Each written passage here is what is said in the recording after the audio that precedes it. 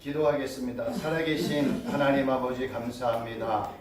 매주 토요일 날 이 중요한 시간에 하나님의 말씀을 배우기 위해서 하나님이 신학교에 오게 해주신 것 감사함을 드립니다. 네. 짧은 시간이지만 창세기의 말씀을 통해서 주어지는 한마디 한마디를 잘 배우게 하시고 그 말씀 속에서 역사하시는 하나님의 음성을 듣는 복된 시간 되게 하여 주옵소서. 예수님의 이름으로 기도하옵나이다. 네. 아멘. 오늘은 이 창세기 2장 7절 옆에 있는 한 구절을 좀 읽어드리도록 하겠습니다. 여호와 하나님이 흙으로 사람을 지으시고 생기를 그 코에 불어넣으시니 사람이 생명이 되니라. 그래서 오늘은 하나님이 땅의 흙으로 사람을 지었던 그 얘기를 좀 하도록 하겠습니다. 우리가 이 하늘, 땅 이렇게 얘기할 때 단순히 그냥 떠있는 하늘, 우리가 발로 밟고 다니는 그러한 땅, 이러한 의미로 우리가 생각을 하잖아요. 그런데 이 한글 성경은 땅이나 흙이나 같은 의미로 설명을 하지만 히브리어 단어로 봤더니 땅 또는 흙을 어떤 때는 아다마, 어떤 때는 아파르, 어떤 때는 아레치라는 세 단어로 사용을 하고 있다는 거예요. 그러니까 성경은 히브리어로 땅, 흙을 이러한 식으로 아다마, 아파르, 또 아레치라는 단어로 설명을 합니다. 그래서 우리는 한글 성경이 이야기하는 그냥 땅, 흙 이 정도의 수준에서 성경을 보면 우리가 알고 있는 상식선에서 뿐이 이해가 안 돼요. 그러나 성경이 말하는 히브리어 단어로 땅 또는 흙의 의미가 뭔지를 알아가기 시작하면 성경이 이 땅과 흙을 통해서 우리에게 너무나 많은 이야기를 하고 있다는 거예요. 그 이야기를 좀 오늘 하도록 하겠습니다. 여기를 보니까 이 히브리어로 성경에서는 흙을 아파르라는 단어를 써요. 그리고 땅을 아다마라는 단어로 쓰고요.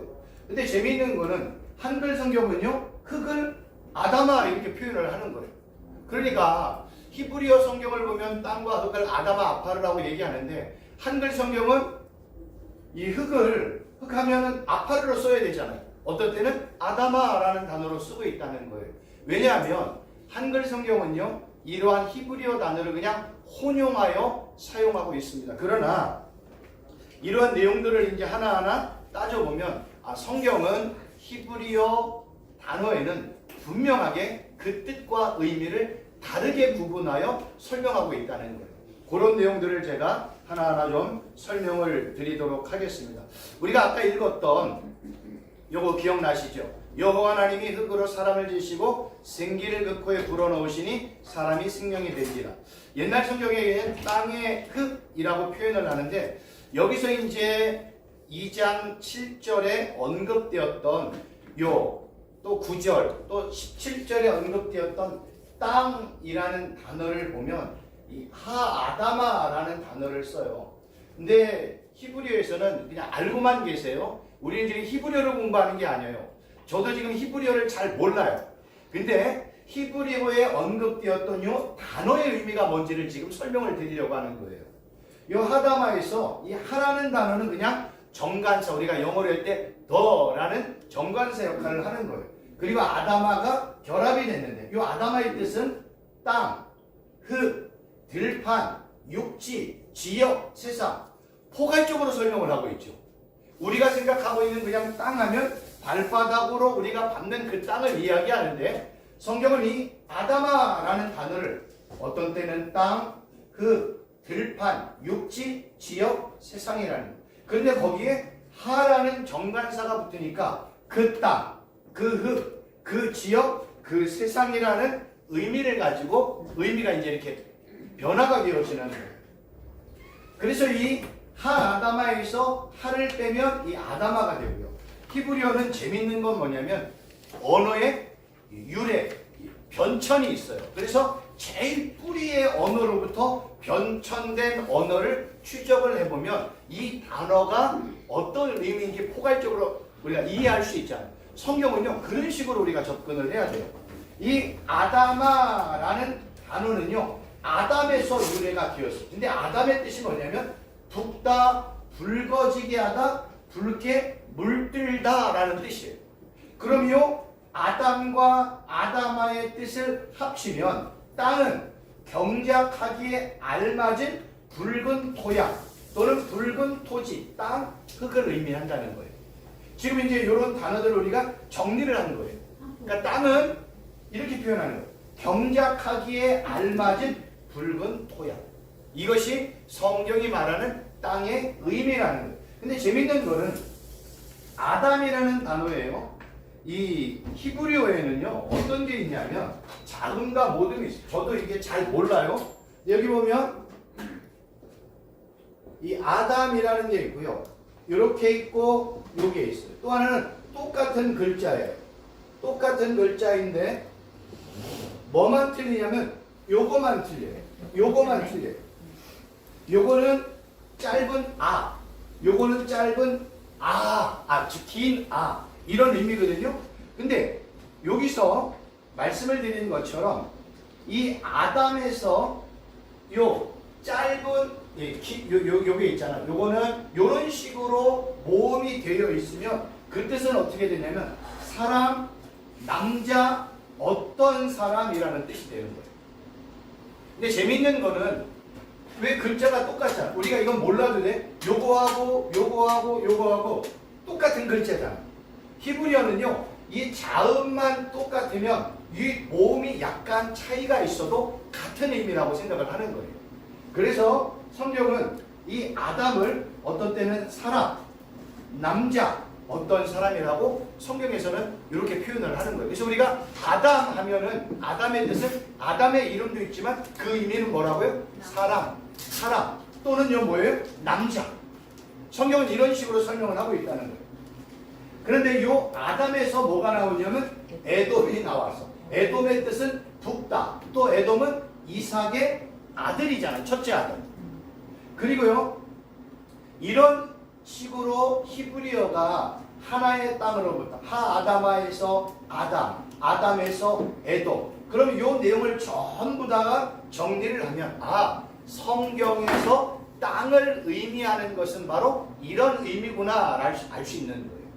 그래서 히브리어의 가장 중요한 건 뭐냐면 자음의 무엇인지를 아는 거예요. 똑같은 단어인데 모음만 약간씩 틀려도 자음이 똑같으면 그거는 같은 뿌리, 같은 근원이라고 생각해서 그냥 다 같은 의미로 이해를 하면 충분히 그 의미가 뭔지를 더 깊이 알 수 있다는 거예요. 그러니까 이런 내용을 우리 목사님들 보고 하라고 하면은 어렵잖아요. 그건 제가 이제 해와서 우리 목사님들에게, 장로님들에게 이러한 내용들을 하나하나 설명하면 성경이 말할 때 이 아담의 의미가 그냥 땅, 흙, 들판, 육지의 의미도 있고 북다라는 의미도 있고 심지어는 사람, 남자, 어떤 사람이라는 의미로 포괄적으로 사용하고 있구나 라고 이해를 하시면 된다는 거예요.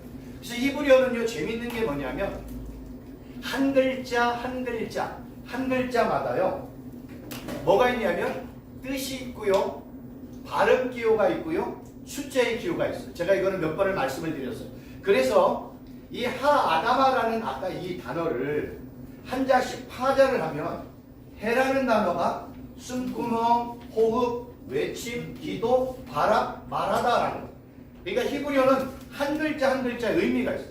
그리고 알레포는 황소신 하나님, 달레트는 문인데 열렸다 닫혔다 하는 문, 성전문으로 들어갔다 나갔다는 문, 또 흘러나온 풍성함, 뿌리기, 배출. 맴이라는 것은 신학적인 질문으로 하나님 당신은 누구십니까? 인간아 너는 누구냐? 뭐 이런 의미고 또 해. 그러니까 이런 식으로 하아다마라는 그 단어를 한자 한자 파절을 했더니 하나님께서 성전문을 열었다 닫았다 하시면서 너는 하나님이 누구인지를 알아? 인간아 너는 누구인지를 알아? 라고 진리로 말씀하시기 시작했다는 거예요. 그러니까 히브리인들, 유대인들이 아담 아니면 땅이라는 단어를 볼 때마다 이러한 의미를 가지고 이해를 했다는 거예요. 하나님께서 성전문을 열었다 닫았다 하시면서 너는 하나님이 누구인지를 알아? 또는요 인간아 너는 누구인지 아느냐라고 진리를 말씀하시기 시작하다라는 뜻이 아담, 땅이라는 거예요. 그래서 유대인들은요, 히브리어를 잘 어릴 때부터 배웠던 유대인들은요, 땅, 흙, 심지어 아담을 볼 때 이러한 의미로 이해를 했다는 거예요.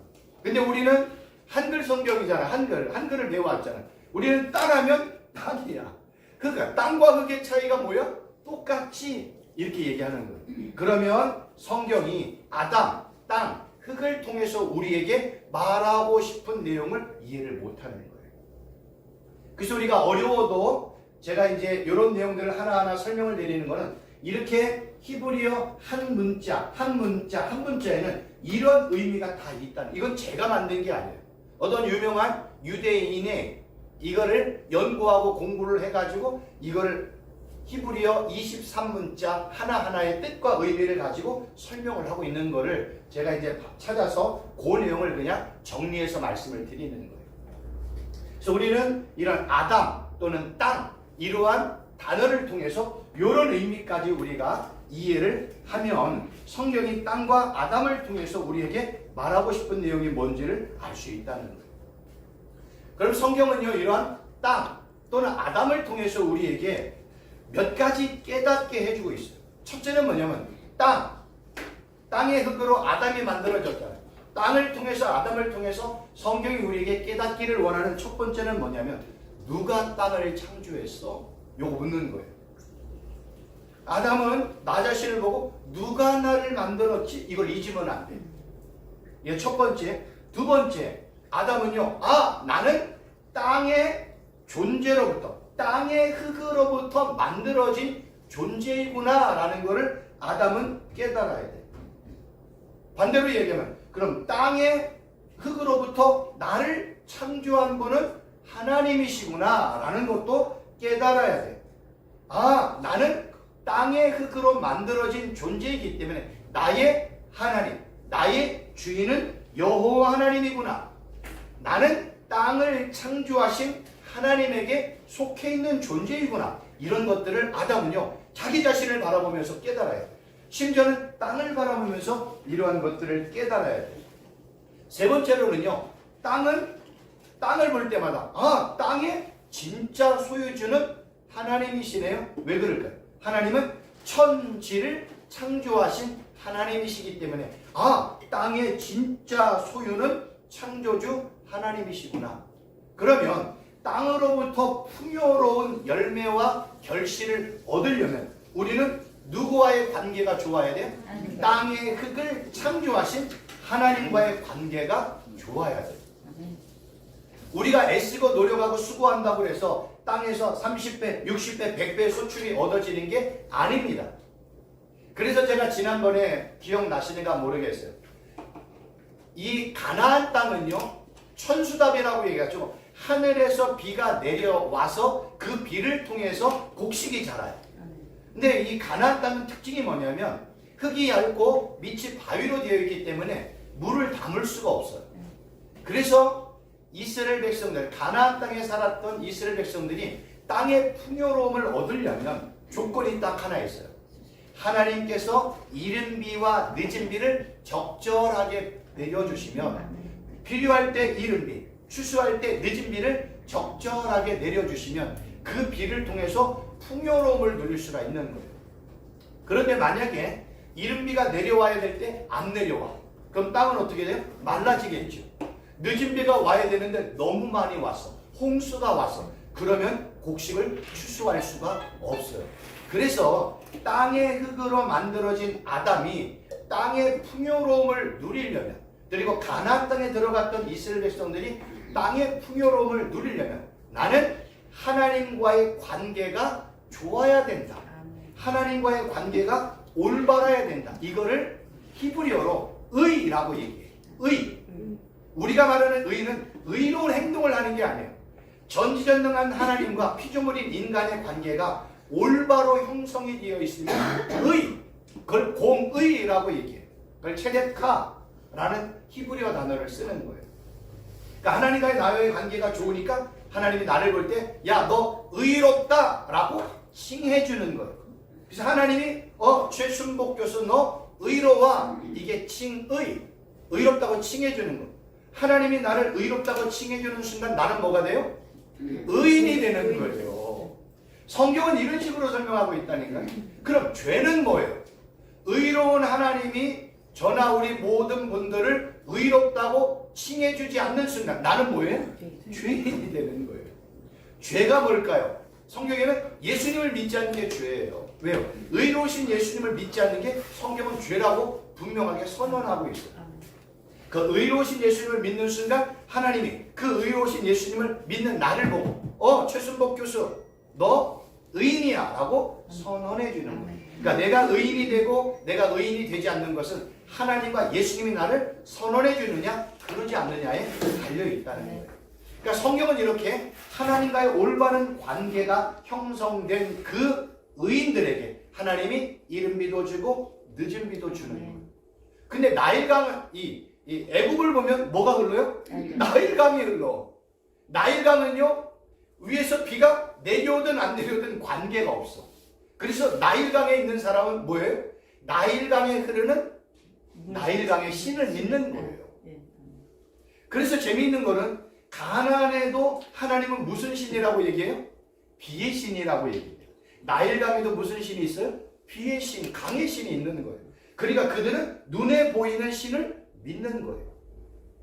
그래서 나일강에서 오랫동안 이렇게 430년 동안 애굽에 종살이했던 이스라엘 백성들은 늘 봤던 게 뭐예요?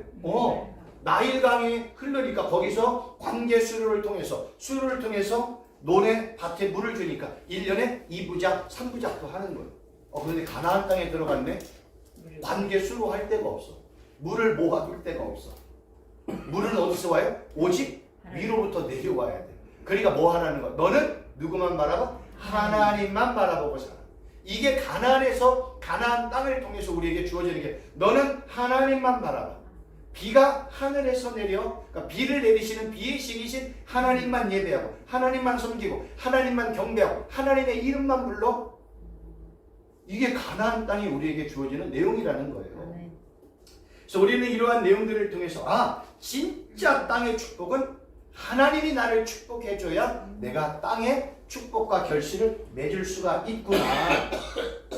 그래서 이 창세기 3장 17절에 아담에게 이르시되 내가 내 아내의 말을 듣고 내가 내게 먹지 말라는 나무 열매를 먹었은즉 땅은 너로 말미암아 저주를 받고 너는 평생에 수고하여 그 소산을 먹으리라.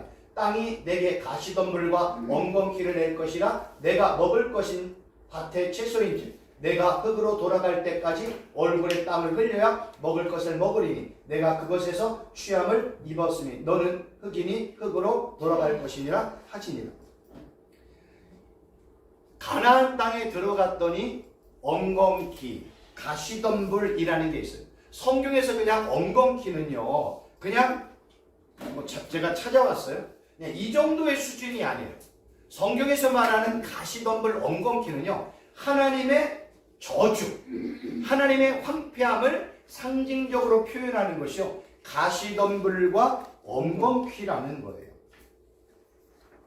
그래서 성경에 가시덤불, 엉겅퀴라는 단어의 내용들이 많이 언급되어 있습니다.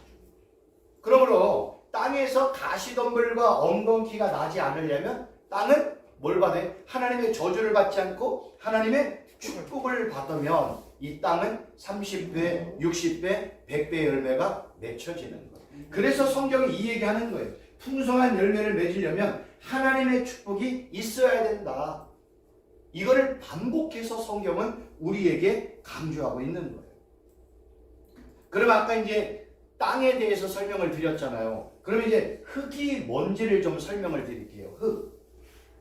연관된 성경 구절 읽어보면 하물며 흙집에 살며 티끌로 털을 삼고 하루살이 앞에서도 무너질 자이겠느냐. 아침과 저녁 사이에 부스러져 가루가 되며 영원히 사라지되 기억하는 자가 없으리라. 여기서 이 흙이라고 얘기하는 건 아파르예요.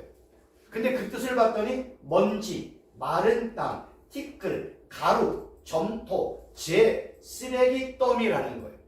그리고 요 명사가 동사로 사용이 되면 흙은 부스러지다. 그러면 성경이 땅의 흙으로 만들어진 육체는 뭐예요?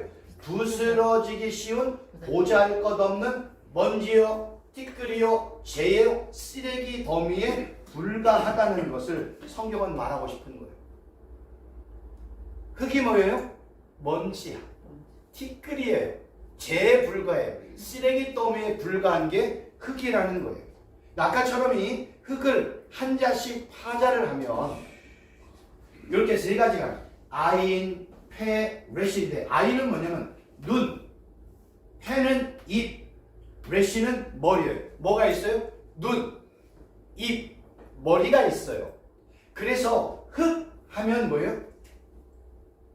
눈과 입으로 시작하다. 보기 시작하고 말하기 시작하다. 또는 눈과 입과 머리라는 거예요.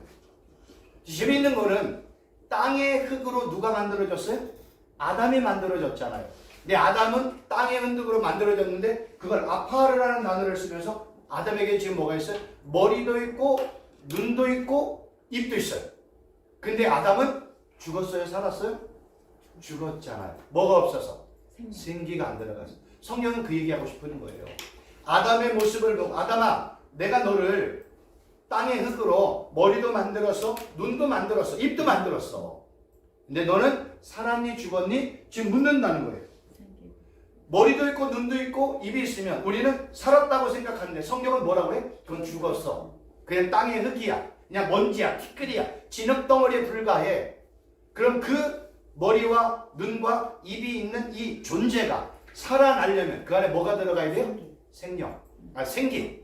생기가 들어가야 돼요. 생기가 들어가는 순간 그냥 흙으로 존재했던 이 머리와 눈과 입으로 존재했던 그 존재가 살아있는 생명, 살아있는 존재가 되어지는 거예요. 뭐가 들어갈 때요? 생기가 들어갈 때 성경은 이렇게 설명을 하고 있는 겁니다. 그래서 장례를 치를 때 사람들이 이런 표현을 많이 하잖아요. 사람은 흙으로 와서 흙으로 돌아간다. 이건 당연한 거예요. 예수님을 믿지 않는 자들에게는 이 안에 뭐가 없어요? 생기가 없네. 그러니까 땅의 흙으로 만들어진 그 존재가 생기가 없으니까 뭘로 가는 거예요? 그냥 흙으로 존재하는 거예요. 예수님은 땅의 흙으로 만들어졌던 그 존재 안에 생기, 여호와의 숨, 여호와의 호흡, 생기가 들어가는 또는 성령 하나님이 들어가는 순간 나는 뭐가 돼요? 생명, 예수 그리스도를 믿는 새로운 피조물, 나는 하나님의 아들, 딸, 나는 하나님의 나라, 나는 하나님의 종, 나는 예수 그리스도의 신부. 이런 식으로 성경은 설명하고 있는 거예요. 그 안에 뭐가 들어갈 때? 생기 또는 성령이 우리 안에 들어갈 때 성경은 이런 식으로 설명을 하는 거예요. 그래서 전도서 10장 9절에서 기억하옵소서 주께서 내 몸을 지으시기를 흙을 뭉치듯 하셨거늘 다시 나를 티끌로 돌려보내려 하시나이까. 티끌 안에 생기가 없으면 그냥 티끌이에요. 먼지 안에 생기가 없으면 그냥 먼지예요. 그냥 먼지, 흙, 진흙덩어리를 만들어가지고 그냥 형체를 만들었어. 성경이 이걸 죽었다라고 얘기해요. 내 죽은 존재 안에 생기가 들어가면 너 살았어. 그 안에 성령 하나님이 임재하면 너 살았어 라고 이야기하는 거예요. 그래서 우리는 아담을 볼 때, 땅의 흙을 볼 때 하나님을 떠난 인간, 하나님을 믿지 않는 인간은 단지 티끌이요, 먼지요, 땅의 흙에 불과하다는 것을 깨달으라는 거예요. 그러니까 유대인들은 그랬다는 거예요. 땅을 보고 그리고 아담이라는 조상을 볼 때마다 하나님의 생기, 성령 하나님이 없는 존재는 그냥 땅에 먼지요, 티끌이요, 진흙덩어리에 불과하는구나. 그래서 이러한 내용들을 통해서 우리가 깨달을 건 뭐냐면 내가 누구인지를 깨닫는 게 복이에요. 나는 하나님의 은혜가 없으면, 하나님의 축복, 하나님의 인도하심이 없으면 나는 뭐에 불과하다? 먼지요, 티끌이요, 진흙덩어리에 불과하구나. 그러니까 나의 한계를 깨닫는 거예요. 내가 뭔가를 열심히 해가지고 뭔가 성취하려고 생각을 하잖아요. 그래서 세상에서는 일하고 노력하고 수고하고 밤잠 자지 말고 아침부터 저녁까지 애쓰라고 얘기하잖아요. 근데 예수님을 믿는 사람은 뭐예요? 하나님이 나를 축복하지 아니하면, 하나님이 나를 도와주지 아니하면, 하나님이 내게 길을 열어주지 아니하면 우리는 아무것도 할 수 없는 거예요. 우리가 설교할 때도요, 능력 있는 설교하고 싶잖아요. 권세 있는 설교하고 싶잖아요. 내가 아무리 기도를 100시간을 했어 일주일 동안에 권세 있는 설교가 나와요? 안 나와요. 그거는 다 누가 하셔야 돼요? 성령 하나님이 내게 은혜를 베푸시고 성령 하나님이 말씀을 선포하는 선포자에게 감동을 주시고 능력도 주시고 은혜 베푸시고 그리고 말씀을 듣는 우리 모든 청중들 우리 목사님들의 귀를 열고 마음의 문을 열고 눈을 열고 다 열어주셔야 하나님의 말씀이 생명의 말씀처럼 능력의 말씀처럼 살아있는 말씀처럼 역사하는 거예요. 다 누가 해요? 성령 하나님이 역사하는 거예요. 우리가 선교지에 나가서 선교를 하는 일이나 우리가 주위에 있는 많은 사역이나 어떤 봉사나 사역이나 어떤 일들을 할 때라도 내가 많이 해가지고 되어지면 얼마나 감사하겠어요. 그렇게 하면 다 누구 자랑만 나요? 내가 수고했죠. 내가 이만큼 했어. 만약에 하루에 10시간씩 기도해가지고 교회가 1000명, 10,000명이 부흥된 목사님이 있다면 그분은 가는 곳마다 뭐라고 얘기하겠어요? 하루에 10시간씩 기도해. 기도 안 하니까 역사 안 하는 거지. 10시간 기도하면 무조건 1000명, 10,000명 보장한다. 이 망언을 하는 거예요. 망언.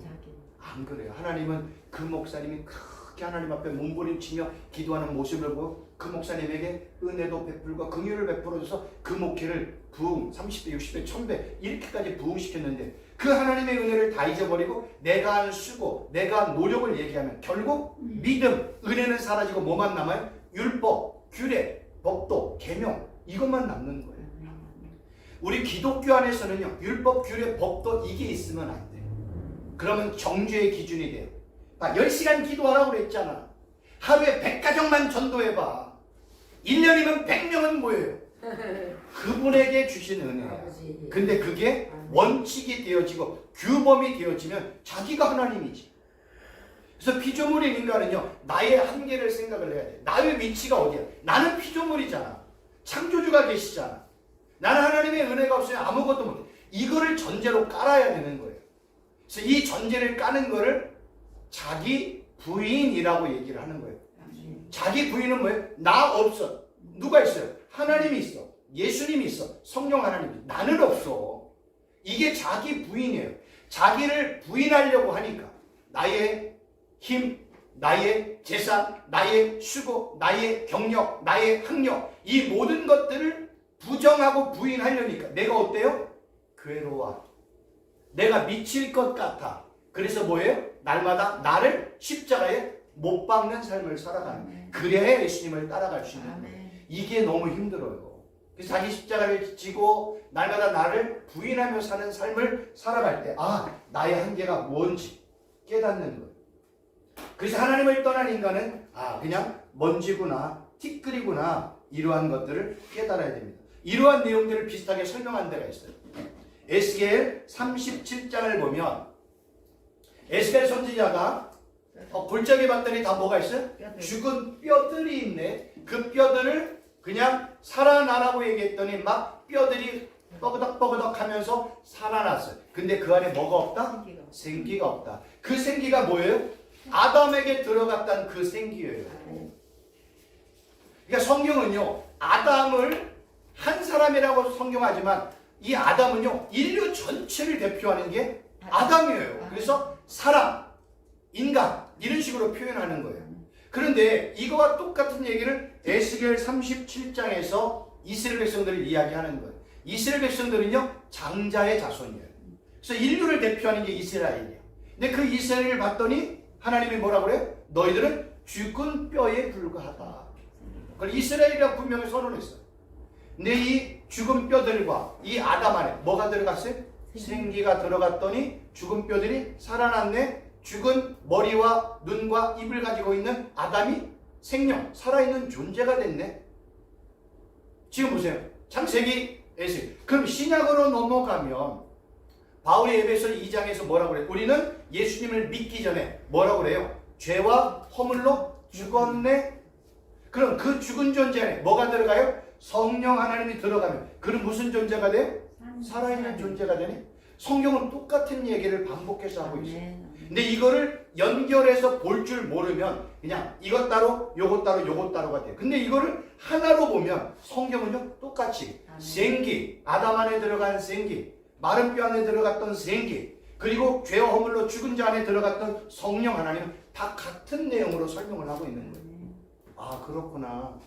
나는 하나님의 숨, 하나님의 호흡, 생기가 없으면 나는 죽은 존재이구나. 하나님이 나를 살리기 위해서 하나님의 호흡, 하나님의 숨을 불어넣어 주셨구나. 아, 성령 하나님이 내 안에 들어와야 나는 살아있는 그리스도인, 살아있는 존재가 되는구나. 성경은 신약과 구약을 같은 이야기로 설명하고 있다는 거예요.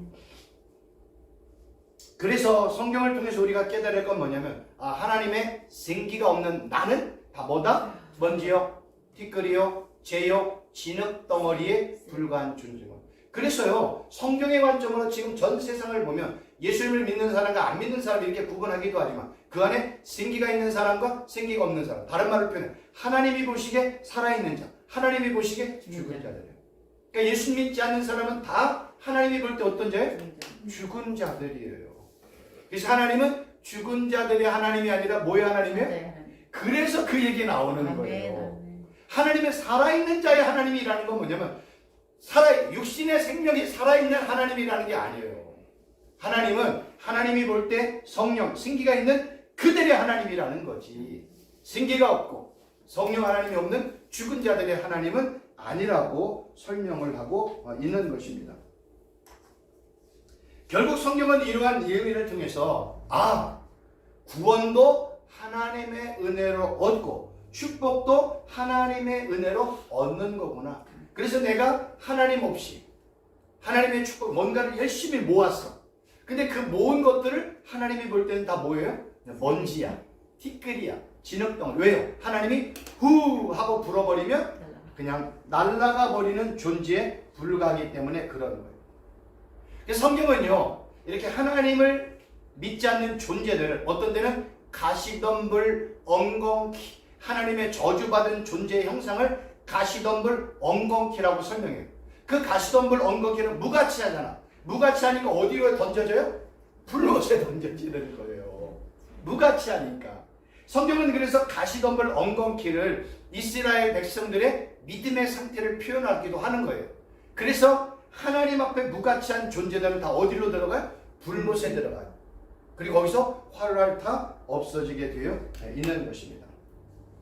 그래서 성경은요, 네 가지를 우리에게 설명을 해주는 거예요. 정리, 이제 전체적인 정리인데, 첫째는 땅의 흙으로 만들어진 사람 안에 여호와의 생기가 있느냐 없느냐를 묻는 거예요. 생기가 없으면 먼지요, 티끌이요, 진흙덩어리에 불과한 거예요. 두 번째로는요, 하나님께서 만들어주신 가죽옷을 입었느냐 아니면 사람이 만든 무화과 옷을 입고 있느냐는 것을 묻고 있는 거예요. 성경은요, 옷을 입었느냐 벌거벗었느냐를 얘기하잖아요. 우리가 요한계시록에 보면 예수님께서 그 어떤 교회예요? 그 교회를 향해서 너 옷 입었어 벌거벗었어 묻는 거예요. 우리가 있는 그냥 이 옷을 입었느냐를 묻는 게 아니에요. 성경이 항상 옷을 이야기할 때는 어떤 옷을 이야기해요? 그리스도의 옷, 세마포 옷, 힘 옷, 의의 옷. 이건 다 누가 주는 거예요?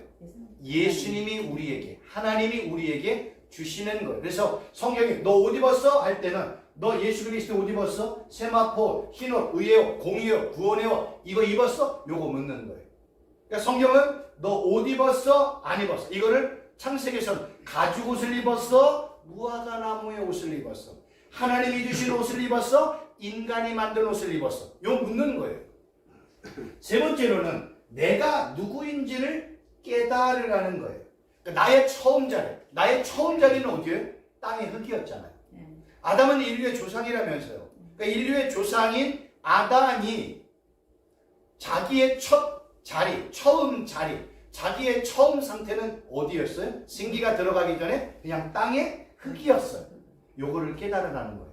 그러니까 내가 누구인지를 깨달으라는 거예요. 나는 하나님이 없으면 예수 그리스도가 없으면 하나님의 도심과 축복이 없으면 나는 먼지요, 티끌이요, 진흙이며 쓰레기 더미에 불과한 존재이구나 라는 사실을 정말로 잊지 말아야 된다는 거예요. 그래서요, 바울이 뭐라고 설명을 했냐면 토기장이의 손에 들린 진흙이라고 설명을 했어요. 바울은요, 이 창세기에서 언급되었던 이 땅의 흙의 존재, 아담의 존재를 하나님의 은혜로, 성령 하나님의 은혜로 깨달았어요. 아, 진흙덩어리는, 아담인 진흙덩어리는 하나님의 손, 토기장이의 손에 붙들려 있는 존재에 불과하구나. 그래서 진흙 자체가 귀한 게 아니라 이 진흙 안에 들어있는 뭐가 중요해요? 하나님이 중요하구나. 하나님의 능력이 중요하구나. 그래서 하나님을 토기장이, 우리는 하나님의 손에 들린 진흙덩어리 또는 질그릇이라는 단어로 설명을 하는 거예요. 근데 우리는 질그릇이 중요하다고 생각하잖아요. 질그릇은 중요하지 않아요. 질그릇 안에 담겨있는 뭐가 중요해요? 하나님이 중요하고 예수님이 중요하고 성령 하나님이 중요해요. 그리고 하나님의 능력이 중요하다는 거예요. 그래서 성경은 이런 식으로 우리에게 이제 설명을 하는 거예요. 한 가지 이제 네 번째로는 중요한 게 뭐냐면 나는 하나님의 저주를 받은 땅의 흙이라는 사실을 깨달으라는 거예요. 왜냐하면 아담은요, 하나님의 말씀에 불순종하는 순간, 아담은 어디로부터 나왔대요? 땅의 흙으로부터 나온 게 아담이잖아요. 하나님 앞에 불순종해서 하나님이 징계와 저주를 했네. 그래서 이 땅의 흙으로 만들어진 아담이 땅에서 열심히 노력하고 곡식을 일구려는데 땅의 흙으로 나온 아담이 불순종함으로 말미암아 땅도 저주를 받았다는 거예요. 그러면 땅의 흙으로부터 소출을 나오는 것 가시덤불과 엉거운 기쁨이 없어요. 그러니까 성경은요, 아담 한 사람의 범죄로 말미암아 아담의 근원이 땅의 흙도 저주를 받았다고 이야기하는 거예요. 그럼 결국 땅의 흙으로부터 축복을 받고 땅의 흙으로부터 만들어진 아담이 하나님의 은혜와 축복을 받으려면 결국 땅의 주인이신 누가 축복해야 돼요? 만군의 여호와 하나님이 축복해야 된다는 거예요. 그러니까 성경은 그런 이야기를 반복해서 우리에게 해주고 있습니다. 한 가지만 더 이제 말씀을 드린다면 우리가 성경을 보면 뱀이 뭘 먹어요? 흙을 먹잖아요. 그 흙은 어떤 흙이에요? 우리가 밟고 다니는 흙이에요? 아니라는 거예요. 여러분, 뱀이 우리가 밟고 다니는 흙을 먹는 거 보셨어요? 안 먹어요. 뱀은 뭐 먹어요? 이슬도 먹고 또 뭐 먹어요? 개구리 안 먹어요? 그리고 뭐 여러 가지 잡아먹잖아요. 근데 뱀이 땅이 우리가 밟고 다니는 그 흙을 먹는다는 걸 보신 적 있어요? 없어요. 그러면 성경은 틀리잖아요. 뱀은 흙을 먹는다고 이야기를 하잖아요. 근데 그 흙은 어떤 흙일까? 이거를 그냥 한글 성경으로 보면 아, 뱀은 흙을 먹는데 성경이 그렇게 기록되어 있대요. 근데 그 흙을 뭘로 설명했어요? 아파르. 아파르는 아까 뭘로 만들어졌다? 아파르로 만들어진 존재가 누구라고요? 아담. 그러면 뱀의 양식, 뱀의 양식인 흙은 누구를 말하는 거예요? 아파르로 만든 아담이라고 이야기를 하는 거예요. 이러한 내용은요, 우리가 단순히 히브리어를 공부하지 못하면, 그러니까 하나님의 크신 은혜가 임하지 아니하면 깨달을 수 없는 내용이에요. 그 뱀의 양식, 뱀은 흙을 먹는데, 그래서 흙을 먹는 뱀이래 말이 안 되잖아요. 상식이 틀리잖아요. 근데 흙은 뭐예요? 아파르, 아담을 만든 그 흙이야. 그럼 뱀의 양식은 누구라고요? 아담. 그리고 아담의 모든 후손. 왜? 아담은 대표성이 있잖아요. 모든 인류를 대표하는 게 아담이라면서요. 그러면 아담의 모든 자손들은 다 누구의 양식이에요? 뱀의 양식이라는 거예요. 그래서 아까 처음에 할 때 이 땅이 세 가지 단어로 있어. 아담아, 아파르, 그 다음에 또 하나가 뭐냐면 아레츠라는 단어를 써요. 하아레츠. 감사합니다. 요 하아레츠가 우리가 밟고 다니는 땅을 이야기하는 거예요. 요거 아까 얘기할 때는 먼지, 티끌, 진흙덩어리. 이거는 흙, 여러 가지 많은 땅, 여러 가지 설명을 했잖아. 지역.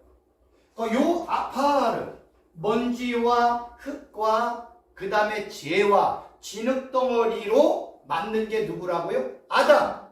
근데 그 아파르로 만든 아담의 양식이 뭐라고요? 뱀의 양식이라고.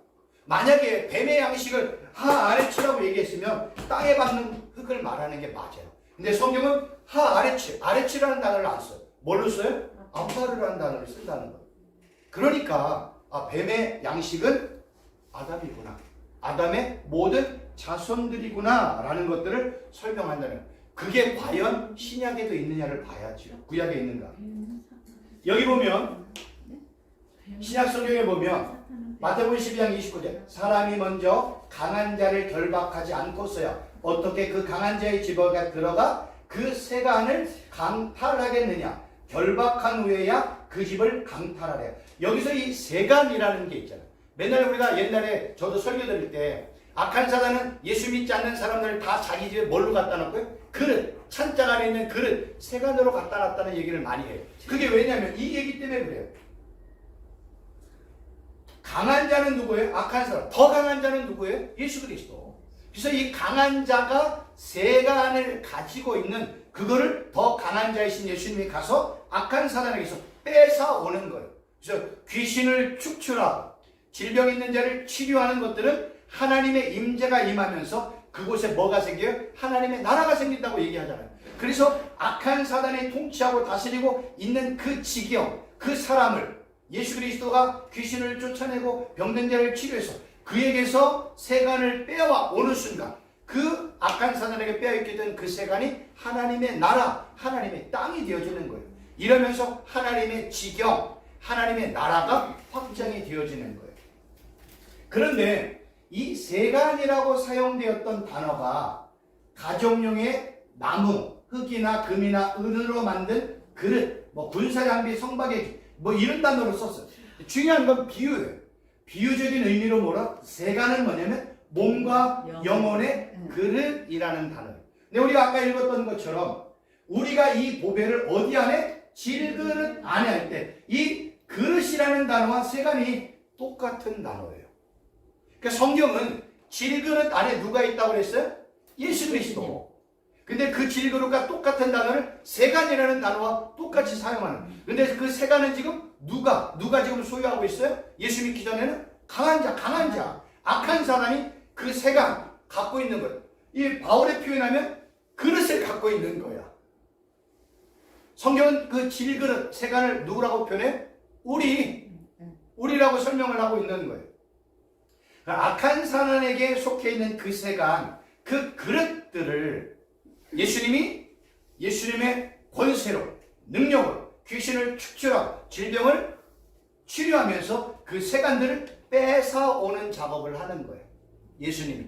이제 그 사역을 예수님이 하셨다가 이제 누구에게 그 사역을 맡겼어요? 예수님의 제자들에게 맡겼잖아요. 그리고 제자들에게 예수님이 주신 게 뭐예요? 귀신을 쫓아내는 권세, 병들을 치료하는 권세와 능력을 줬다. 그리고 나가서 뭐예요? 그 세간 찾아와라고 얘기하는 거예요. 그래서 이 예수 그리스도를 믿는 모든 성도들은 예수님의 이름을 믿기 때문에 예수님이 우리에게 주신 사명이 있어요. 그 사명은 뭐예요? 사단에게 지금 빼앗긴 그 세간, 그 그릇들을 다 뭐 해야 돼요?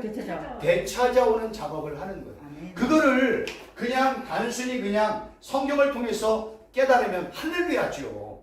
근데 이런 것들을 성경을 통해서 깨닫기가 쉽지가 않단 말이에요. 그런데 우리가 단순히 그냥 헬라어 공부를 했더니 성경에서 그릇이라는 단어와 세간이라는 단어는 슈코스라는 한 단어로 사용하고 있다는 거예요. 요 단어만 보면 성경은 세간이나 그릇을 같은 의미로 설명하네. 그럼 그 단어가 어디 써 있는가 봤더니 강한 자에게 지금 강탈당하고 있는 거예요. 성경은 이러한 내용들을 통해서 결국은 뭘 뺏어오는 거예요? 악한 사단에게 빼앗겼던 그 세간들을 되찾는 작업을 하는 거예요. 그래서 제가 아까 처음으로부터 뭐예요? 땅의 흙으로 만들어졌던 아담 얘기했잖아요. 그 아담으로부터 지금 바울은 질그릇이라고 얘기를 했고 예수님은 또 그거를 세간이라고 설명을 하는 거예요. 그러니까 흙이 세간이고 그릇이네, 같은 이야기를 하고 있는 거예요.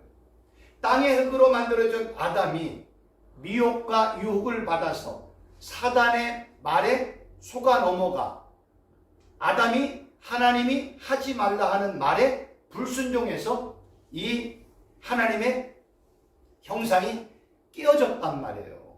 그러니까 악한 사람이 계속해서 우리에게 땅의 흙으로 만들어진 존재, 아니면 세간, 질그릇과 같은 우리들을 계속해서 뭐 할까요? 미혹하고 유혹하고 괴게 하는 것. 뭐로부터 멀어지게? 하나님으로부터 멀어지게, 예수님으로부터 멀어지게 만드는 거예요. 그래서 우리를 넘어지게 하는 거예요. 그리고 우리가 살아있는 자가 아니라 무슨 자로? 죽은 자로 살도록 우리를 계속해서 미혹하고 방해하고 있는 거예요. 결국 이 싸움이라니까요. 우리가 지난 시간에도 제가 잠시 말씀을 드렸지만 하나님을 부정하고 하나님을 거부하고 하나님을 저주하는 건 누구만이에요? 피조물인 인간만이 할 수 있어. 그래서 악한 사단이 누구를 공략하는 거예요? 땅의 흙으로 만들어진 그 존재, 세간, 질그릇을 미혹하고 유혹하고 거짓말을 집어넣고 성경을 곡해하게 하고 세상의 가치관을 따라가도록 만드는 거예요. 그래서 세상의 가치관이 내 안에 충만해요. 육신의 정욕, 안목의 정욕, 이생의 자랑이 충만해요. 그리고 나는 세상 사람들이 따라가는 게 좋아. 그러면 그 사람은 하나님보다는 세상을 바라보게 되어 있어요. 그러면 하나님을 부정하고 거부하고 하나님으로부터 돌아서게 되어 있는 거예요. 이거를 뭐라고 그래? 이걸 죄라고 얘기하는 거예요. 죄에서 돌이키는 걸 뭐라고 그래요? 의예요. 그러니까 제대로 바라봐야 될 하나님, 제대로 바라봐야 될 예수 그리스도를 바라보는 게 의예요. 근데 내가 바라봐야 될 하나님과 예수님을 안 바라봐. 내가 이렇게 돌이켰네? 그러면 나는 뭐예요? 불의가 되는 거야. 나는 하나님을 등져. 그러면 하나님을 등진 자에게 임하는 건 뭐예요? 하나님의 저주, 심판, 징계, 이게 임하는 거예요. 그래서 회개라는 건 뭐냐면 잘못된 길에서 이렇게 돌아서는 거예요. 그럼 하나님과의 올바른 관계가 있네? 그럼 올바른 관계에 있는 나에게 하나님이 뭘 왜? 하나님의 얼굴을 비춰주세요. 그거를 하나님의 은혜가 임했다, 하나님의 축복이 임했다, 하나님의 자비가 임했다라고 말씀해주고 있는 거예요. 성경은요 복잡하지가 않아요. 성경은 하나님과 예수님과의 나와의 관계를 여러 가지 방법으로 설명하고 있는 거예요. 그런 내용을 깨달으면 성경 전체가 다 쉽게 이해가 되어져요. 근데 이거를 그냥 달락 하나 어떻게 깨달아요? 몰라요. 성경을 창세기부터 요한계시록 22장 21절까지 통으로 볼 줄 아는 게 봐요. 땅의 흙으로 지금 우리가 설명을 드렸잖아요. 생기를 가지고 설명을 드렸잖아요. 축복이라는 단어로 설명할 수 있어요. 성경은 이러한 의미를 가지고 전체를 보면 성경이 전체 다 이야기하는 게 하나님과 나와의 관계, 예수 그리스도와 나와의 관계를 설명하고 있는 거예요. 요것만 제대로 깨달으면 성경 전체에 대한 눈이 열리는 거예요. 그래서 제가 처음 시간에 하나님의 말씀은 뭘로 봐야 되냐면 사통팔달이 되어야 돼요.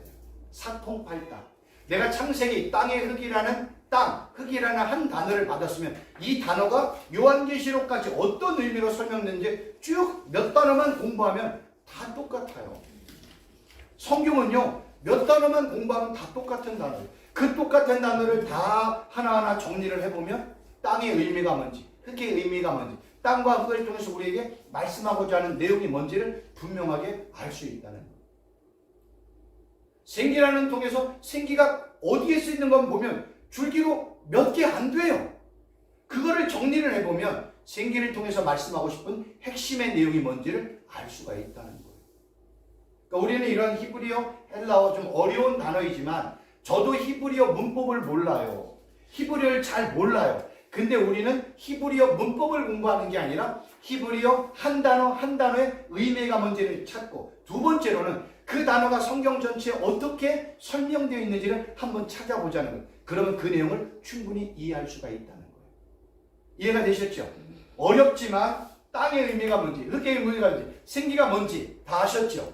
이런 내용. 그리고 악한 사단이 먹는 흙이라는 건 누구라고요? 아파르로 만들어진 아담 또는 아담의 모든 후손들을 이야기하는 거예요. 그거를 신약성경은 세간, 그릇으로 설명을 한 겁니다. 오늘은 여기까지 말씀을 드리고요. 혹시 질문사항 있으십니까? 오늘 배운 것 중에. 예. 칠판 원고에 예. 저 첫 페이지 보면은 틀리게 쓴 게 하나 탁 나왔어요. 어떤 거요? 그래서 첫 페이지 한번 열어봐 주세요.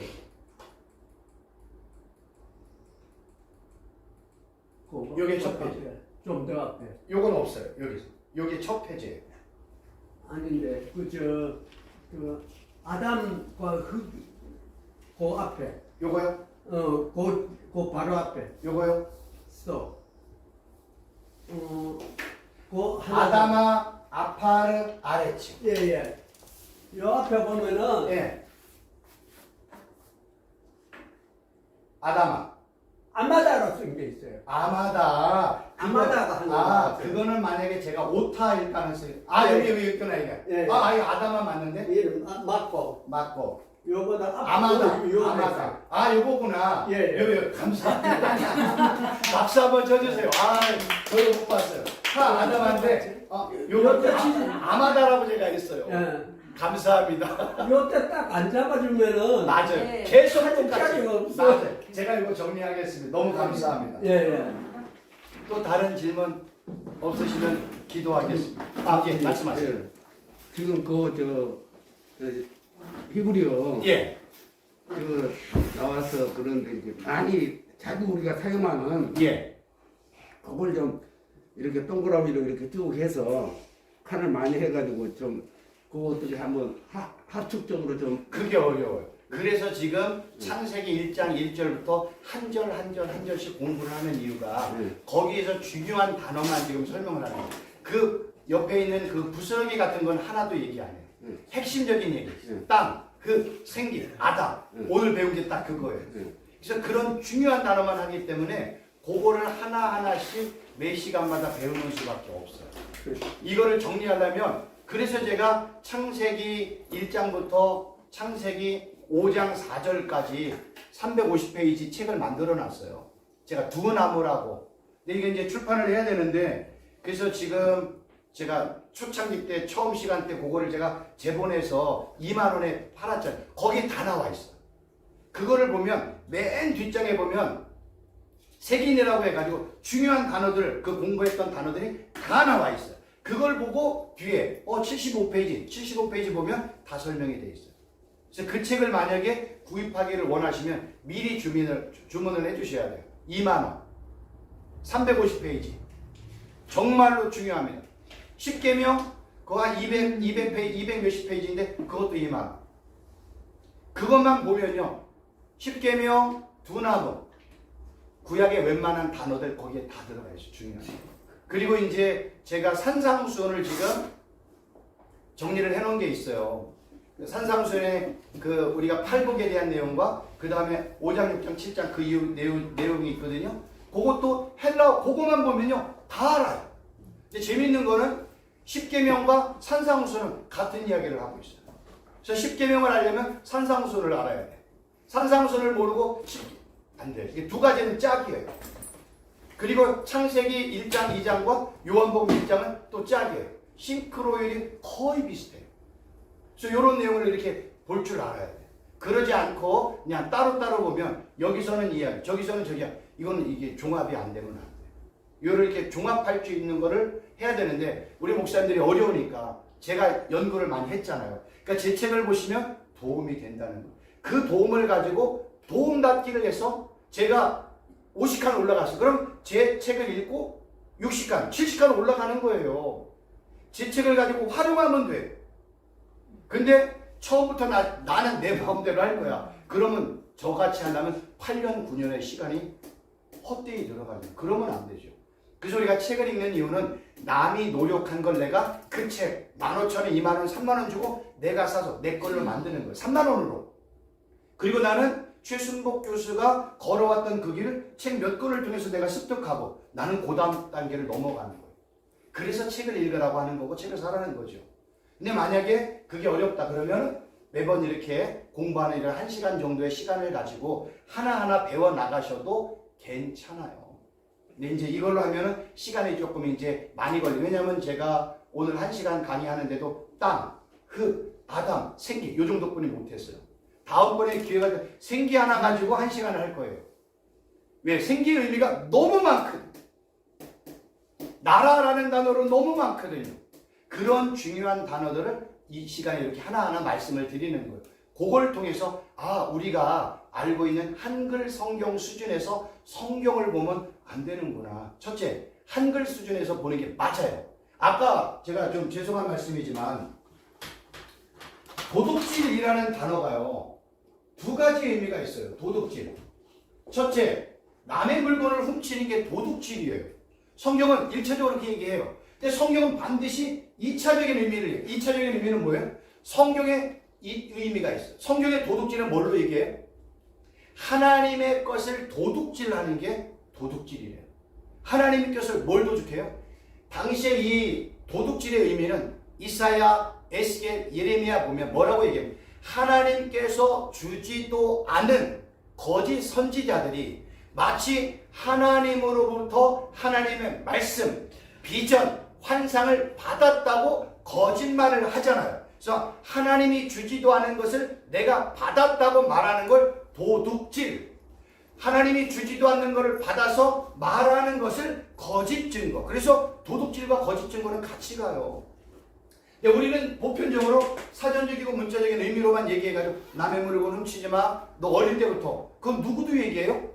초등학교 교장 선생님, 교감 선생님도 그런, 야 너희들 너 친구 옆에 있는 물건 훔치지 마. 성경은 거룩한 성경이라면서요. 이 안에는 예수님과 하나님에 대한 이야기만 있다면서요. 근데 우리는 다 규범, 율법, 규례, 법도, 헌법, 시민법, 사회법, 도덕법, 윤리법 여기에서만 있으면 어떡해. 성경은 진짜 얘기하고 싶은 게 이건데 이 얘기를 하자는 거예요. 그래서 이러한 얘기가 십계명에 기록이 되어 있는 거예요. 그래서 하나님의 말씀이 어떻게 교장 선생님이 얘기하는 것과 똑같아.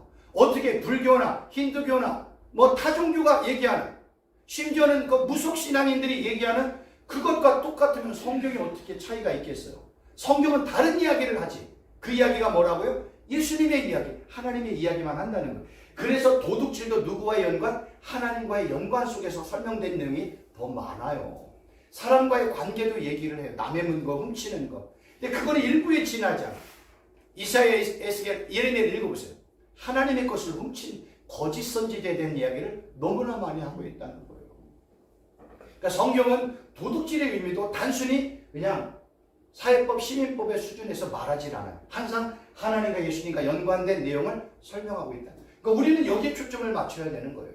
만약에 우리도 하나님께서 내게 어떤 말씀을 주질 않았어요. 근데 내가 조 성도한테, 조 집사님, 조 권사님, 조 장로님한테 내가 요 얘기를 하면 저분이 좋아할 것 같아. 헌금을 조금 더 많이 할 것 같아. 헌신하고 봉사할 것 같아. 그래서 내 말을 포장해서 말하는 순간 나는 뭐가 돼요? 도둑놈. 다른 말로 거짓 선지자가 되는 거예요. 무서운 얘기예요. 그러니까 성경은 그래서 사람의 입맛에 맞는 말을 하는 순간 그거는 너무나 위험한 거예요. 그래서 우리가 하나님의 말씀을 제대로 배워야 되는 이유가 성경은요 오직 예수님만 증거하라고 나와 있어요. 근데 우리는 예수님만 증거하는 게 아니라 그 예수님을 증거하면서도 더 많은 부분은 세상에 포장된 것을 증거한단 말이에요. 그래서 위험한 거예요. 예수님도 증거하고 세상의 얘기도 하는데 이 비율이 세상 이야기는요 20% 미만이 되어야 돼요.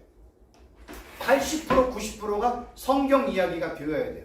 근데 우리나라 설교의 가장 큰 단점은 뭐냐면 90%가 뭐예요? 예화야 예화. 10%뿐이 얘기를 안 해요. 예화 설교를 하면 모든 성도들이 다 은혜를 받았다고요. 그래서 저가요 거기에 넘어가서 저도요 예화 이야기 얘기를요 60%나 해요. 50% 어떤 데는 40%. 우리나라 특성이 그래요. 그걸 너무나 좋아해서. 그래서 우리나라 특성에 맞는 그런 예화를 한 40% 어떤 데는 30% 어떤 데는 50% 하고 그렇게 해야 나머지 40, 50, 60% 예수님 이야기를 할 수 있으니까 저도 의도적으로 설교의 패턴을 바꿔버린 거예요. 만약에 우리 목사님들에게 장로님들에게 이런 식으로 설교를 하면 성도님도 어떻게 해요? 목사님 힘들어요.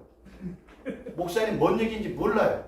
그래서 이러한 얘기를 하기 위해서 제가 양념을 쳐가지고 그런 부분을 하는 거예요. 어쩔 수 없는 상황이 우리나라. 제가 하도 그 부분에 대해서 예, 고심고심하다가 예, 예수님의 족보를 파기 시작하니까 거기에 뭐 세상말 또 뭐 그 설교 뭐 이렇게 단어 사용한 것도 그게 자기 의를 나타내는 거래요. 자기 의를.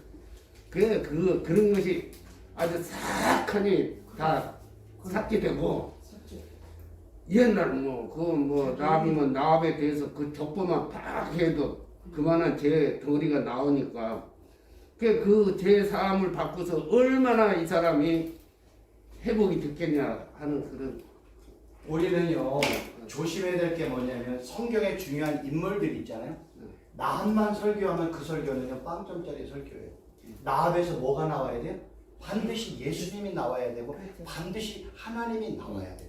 나합은 시작이 되었지만 우리의 핵심은요 예수님과 하나님에서 벗어나는 순간 하나님은 그 설교 빵점이에요. 근데 우리는 잘못하면 성경의 중요한 인물들을 초점을 맞추잖아요. 인물들에게서 반드시 예수님과 하나님이 나와야 돼요. 근데 인물 얘기만 해. 그건 진짜 위험한 설교예요. 그 인물을 만들어가고 인물에게 역사했던 하나님의 역사를 이야기를 해야 되는데 인물에게만 포커스를 맞춰. 그러니까 거기에 나오게끔 돼 있다. 그러면 문제가 생기는 거예요. 그러면 너무 위험한 거예요. 우리는 모든 설교 중에 다 누구만 나와야 돼요? 예수님만 나와야 되는 거예요. 저기 누구예요? 그 에디오피아 내시가 갈 때 누가 옆에 따라갔죠? 에디오피아 내시가 아닌가? 아유, 이제 빌립 집사님. 감사합니다. 에디오피아 내시가 이제 집으로 갈 때 하나님이 빌립 보고 은혜를 베풀어 주셔서 에디오피아 내시를 만나게 했잖아요. 그가 이사야를 읽고 있었잖아요. 그 내용을 통해서 누구로 가요? 예수님을 설명하는 거예요. 우리는 모든 중심에 예수님이 포함이 돼요. 그게 적어도 60% 정도는 돼야 된다고 봐요. 그렇게만 하면 우리는 하나님 앞에 인정받는 종이 되어야 되는데 우리는 사람 앞에 인정받는 종이 되고 싶은 유혹이 너무나 커요. 근데 안 그래요. 하나님 앞에 인정받는 종이 되면 하나님이 돈도 주고 물질도 주고 부흥도 줘요. 근데 하나님이 정말로 저 종이 최순복 교수가 진짜 하나님의 종인지를 하나님은 뭐예요? 달아보는 작업을 해요. 그게 50세, 60대, 70대, 80세까지 계속 달아봐요. 옛날에는요, 제 생각인데, 그냥 조그만 하나님이 막 하나님 앞에 몸부림쳐 하나님이 막 쏟아부어줬어. 그래서 교회가 막 부흥이 됐단 말이에요. 성장하고 조금만 막 애써도. 근데 지금은요, 하나님이요. 그런데 그 부분도 위험한 게 있어요. 네. 제가 하나님하고 은혜가 나타나가지고 역사가 나타나니까 다른 교부가 하나도 전도가 안 되는데 내 교부만 5가정, 10가정, 20가정, 20가정까지 가니까 내가 모가지를 당했는데. 맞아요. 그럼 예. 그럴 수 있어요. 예. 우리는 세상이 그런 거예요. 예. 그랬는데 그거는 격려하고 위로하고 축복해야 되는데 예. 마치 뭐가 똑같은 줄 아세요? 예. 다윗과 똑같다. 그래서 그 부분을 가면은 예. 2단, 4단, 2단, 3단들이 이래서 나오는 거거든. 근데 이제 우리가 2단과 3단이 안 되려면 우리 안에 뭐가 있으면 돼요? 예수 그리스도. 하나님의 말씀. 하나님만 굳건하게 서 있으면 모든 것들을 다 이겨나갈 수 있습니다. 여기까지 기도하겠습니다. 하나님 아버지 감사합니다. 어려운 공부지만 우리 목사님을 잘 따라오게 해주신 것 감사합니다. 피곤하고 지치는 순간이 아니라 재미있고 즐겁고 새로운 것을 배워나가는 복된 시간 되게 하여 주옵소서. 예수님의 이름으로 기도하옵나이다. 아멘. 수고하셨습니다.